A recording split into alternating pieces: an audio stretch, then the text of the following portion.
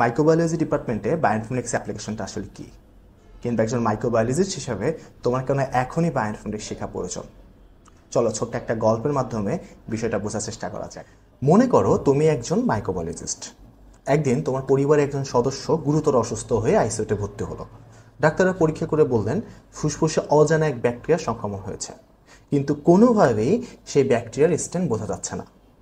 তুমি দ্রুত তোমার মাইক্রোবায়োলজি ল্যাবে ফোন করে স্যাম্পল পাঠালে, যাতে জানা যায় এটা কোন ব্যাকটেরিয়ার স্ট্রেন এবং কোন কোন অ্যান্টিবায়োটিক এটার এগেনস্টে কার্যকর হবে।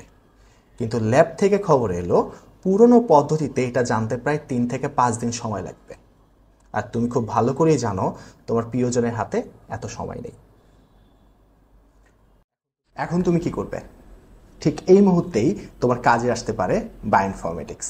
তুমি যদি এই একই স্যাম্পল একজন বায়োইনফরমেটিশিয়ানের কাছে দাও, সে জিনোম সিকোয়েন্স করে কম্পিউটারের কয়েকটা কোড টাইপ করার মাধ্যমে মাত্র কয়েক ঘন্টার মধ্যেই বলে দিতে পারবে এটা কোন ব্যাকটেরিয়ার স্ট্রেন এবং কোন নির্দিষ্ট অ্যান্টিবায়োটিকে এটি নিয়ন্ত্রিত হবে। আর এরপর ডক্টরের কাজ শুধু অ্যান্টিবায়োটিক দেওয়া আর তোমার প্রিয়জনের দ্রুত সুস্থ হয়ে ওঠা। আর এইভাবেই বায়োইনফরমেটিক্স আর মাইক্রোবায়োলজির সমন্বয়ে আমরা অসংখ্য মানুষের জীবন বাঁচাতে পারি। শুধু তাই নয়, বায়োইনফরমেটিক্সের মাধ্যমে আমরা সয়েল স্যাম্পল এবং ওয়েস্ট ওয়াটার স্যাম্পল থেকেও বায়োইনফরমেটিক্সের কমিউনিটি নিয়ে গবেষণা করতে পারি, যা আমাদের পরিবেশ ও জনস্বাস্থ্যের সুরক্ষায় বিশাল ভূমিকা রাখতে পারে।